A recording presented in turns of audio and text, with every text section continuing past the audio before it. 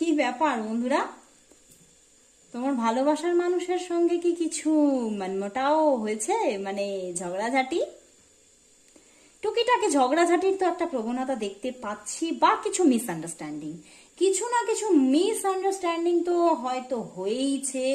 কারণ ভীষণভাবে একটা স্ট্রাগল অনুভব করছেন তিনি এই সম্পর্কের মধ্যে, কিছুটা নিজেকে সরিয়ে রাখার প্রবণতা।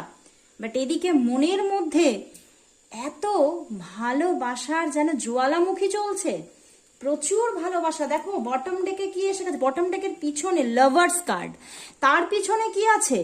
6 অফ কাপস। মানে প্রচুর ভালোবাসা সে লুকিয়ে রেখেছে নিজের মনের মধ্যে, সে তোমাকে দেখাচ্ছেই না।